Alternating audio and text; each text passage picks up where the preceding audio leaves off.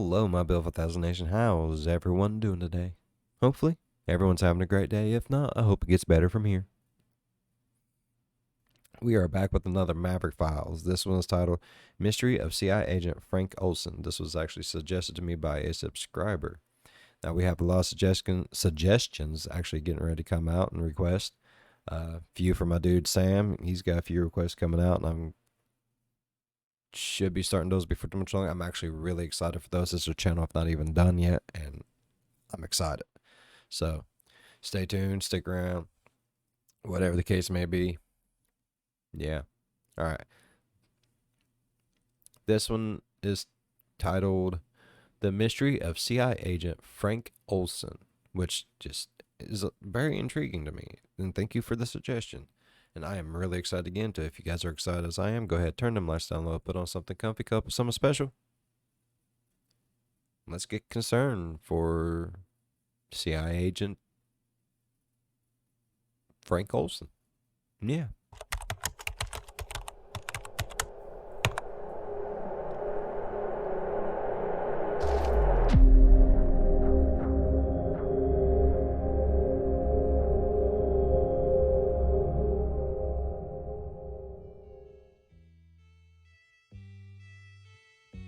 Tonight we report on a secret CIA research project carried out in Montreal in which mental patients felt they were used as the CIA's guinea pigs.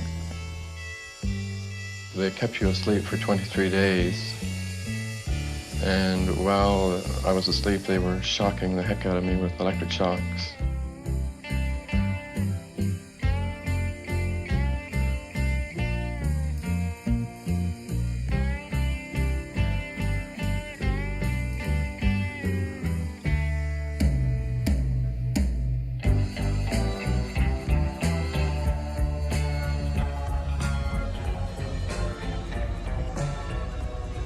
What?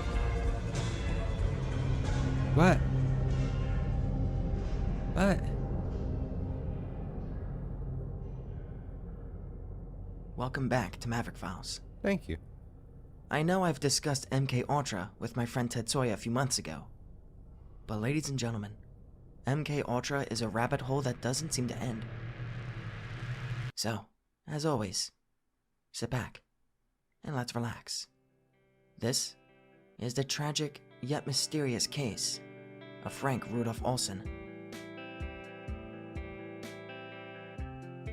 Project Chatter, Project Artichoke, Project Midnight Climax, MK Naomi, MK Delta, MK Ultra. All codenames used by the United States CIA to act out on illegal experimentations of drugging humans with psychedelics. The purpose? From the released declassified documentations, it's believed to be for the purpose of mind control. One of the grandfathers of MK Ultra was American biochemical weapons expert Frank Olson. Frank Olson was thoroughly experienced in biological warfare. While serving in World War II as captain for the U.S. Army Chemical Corps, Olson would receive a life-changing call from one Ira Baldwin. Ira, at the time, was Olson's university thesis advisor and was also mentoring Sidney Gottlieb. Ira had been asked to lead a new program focused around creating biological weapons, and thus requested Olson to join him as one of the very first scientists in Maryland's Fort Detrick.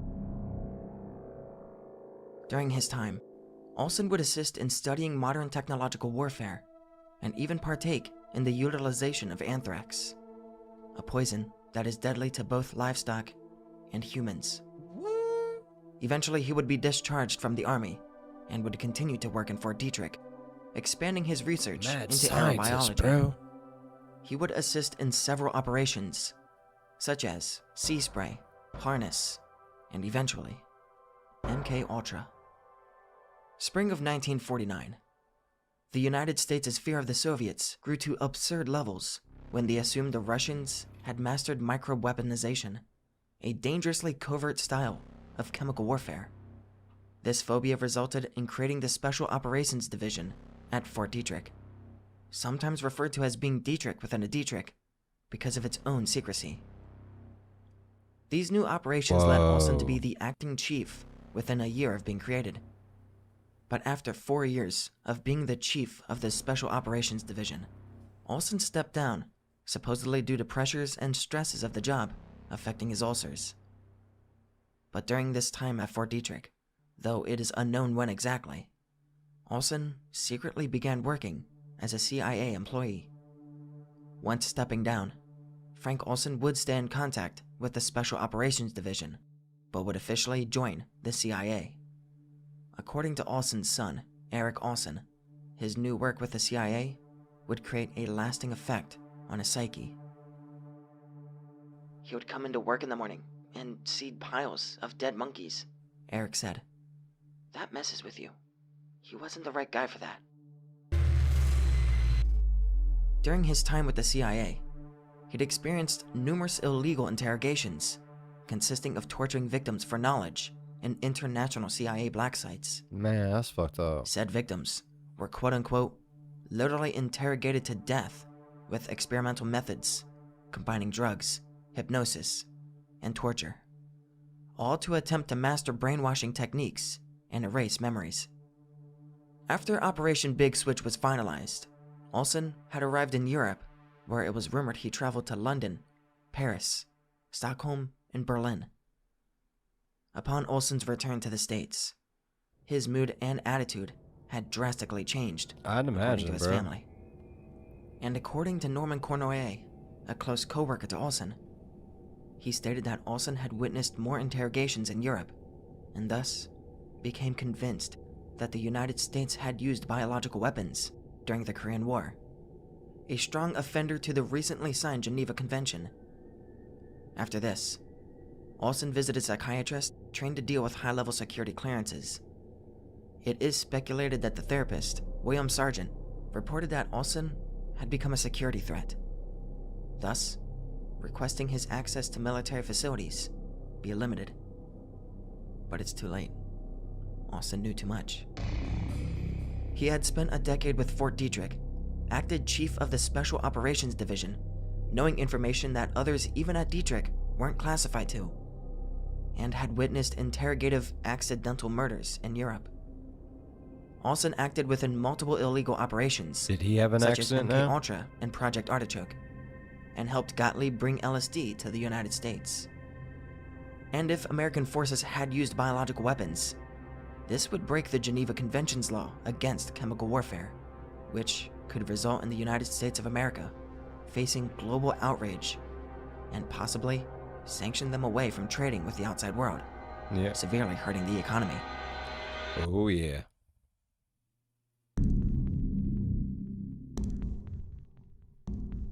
While there is hefty evidence leaning towards the US using biological weapons, there is no concrete proof. Only Olson would be the one to know the truth. The very thought that Olson might know too much resulted in him being a security risk. During this time, MK Ultra was in full operative effect for several months, and from November 8th, It reminds me of a movie I watched, American Ultra. Like, I wonder if that's where this kind of comes from, is shit like that. Where that comes from, is shit like this. That's what I meant to say. I'm stupid sometimes. It's okay. It's okay. 18th to November 20th, 1953, a dozen co-workers went on a retreat to Deep Creek Lake, Maryland. Numerous agents, including Olson, were then covertly tested upon with a manufactured truth serum, aka an LSD cocktail. The next morning, he returns home having no appetite nor any emotional connections to his family. Frank Olson was a new disturbed man. I've made a terrible mistake, Olson's wife remembered him blurting out. By this time, barely a handful of agents knew the very core purpose and intentions of MK Ultra. November 23rd, Olson and his boss, Vincent Ruitt, arrived at Detrick, both still recovering from the questionable experimentations performed on them. But Olson had enough. His mentality could only handle so much. Vincent recalled Olson having explosive fits, demanding that he be fired or he'll quit that very day, and that he was often disoriented and felt quote-unquote all mixed up and incompetent about his work field. He's being drugged, bro. Although he was capable of being calmed down, it was agreed that Olson should undergo psychiatric help. So, They're on November making him lose 24th, his mind. Olson, Vincent, and co-worker Robert Lashbrook flew to New York City for a few days to meet up with Dr. Harold Abramson, an American physician who advocated the idea of therapeutic LSD. And not even 4 days later, on November 28, 1953, Frank Rudolph Olson would fall 10 floors onto the sidewalk in front of Hotel Statler. The manager of the hotel rushes over to his body, still somewhat alive and attempting to speak. But unfortunately, Olson passed away before medical help could arrive. The police quickly entered room 1018A, in which Olson had been staying in. However, there were two It's names fucking awful. registered to the room: Frank Olson and Robert Lashbrook. As they inspected the room, they pushed open the bathroom door to find Lashbrook, head in his hands. He had told them he was simply sleeping, and that he had quote-unquote heard a noise and woke up. As the police investigated the scene, one officer took note of the similarities between Frank Olson's death and the 1948 case of Lawrence Duggan, another high-level government agent that had plummeted to his death from his New York office after being thought to be a security threat. Yet, the police report states that Frank Olson had purposely thrown himself out of the window and died I shortly don't after trust that impact. shit.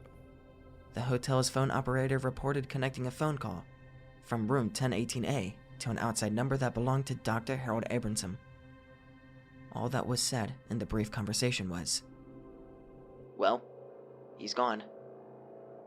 That's too bad." In all my years in the hotel business, the night manager recalled, I never encountered a case where someone got up in the middle of the night, ran across a dark room in his underwear, avoiding two beds, and dove through a closed window with the shade and curtains drawn. The Olson family had told friends that Frank had simply suffered a mental breakdown from stress, resulting in him taking his life. However, the family actually had no real knowledge of the details around his death. That's That shitty. would be until the limited documentation of MK Ultra was released to the public in 1975. Now, answers were demanded. That year, the government confirmed that Olson had been illegally tested on with LSD just 9 days prior to his death. The Olson family planned to sue the agency for Frank's wrongful death, but the case was settled out of court, with the family accepting a payment of $750,000. In today's age, that settlement would round up to $3.9 million.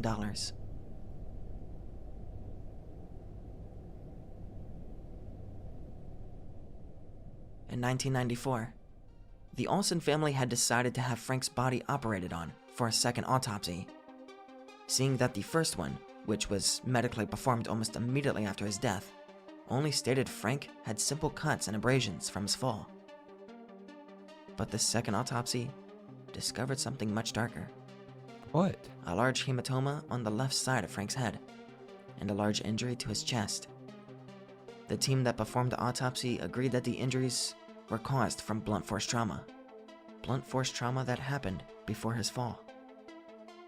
James Stars, the lead operator of the autopsy, claimed this new discovery to be, quote-unquote, rankly and starkly suggestive of homicide.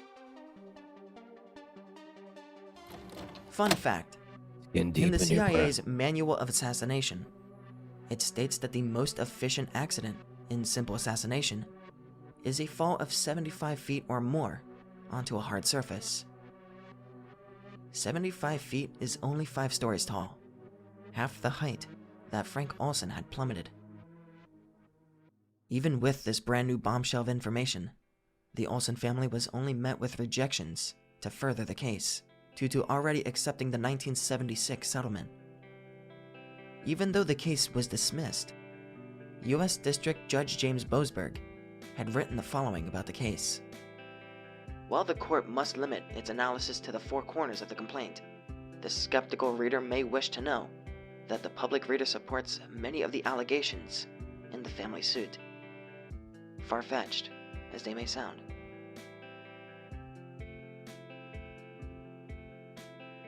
To this day, there still is no truth behind whether Frank Rudolph Olson was murdered or if he actually had suffered from suicidal actions. Regardless of the truth, the core message is clear. MK Ultra It's wasn't shady just as a shit. project. Every last bit of it's It was shady a as shit. lethal, terrifying procedure used against citizens like you and me. This monstrous yet historical behavior demands more attention, and I will be trying my best in the future to uncover more. Hell yeah, bud. The rabbit hole has only just begun. Ooh. Only just begun. Cool. All right, I really enjoyed that. Thank you so much for the suggestion. Like I said, I have many more suggestions and requests are coming out. We're getting there, people. I promise. All right, I really enjoyed today's story. If you enjoyed it as much as I did, please go down there, leave a thumbs up, go on over, slap that subscribe button. If you really want to, ding that bell. It'll let you know when all the crazy shit happens. As always, be good to one another. I'll see you in the next one. Bye-bye. Man, y'all just keep just coming in with some shit that just melts my brain, bro. I love it.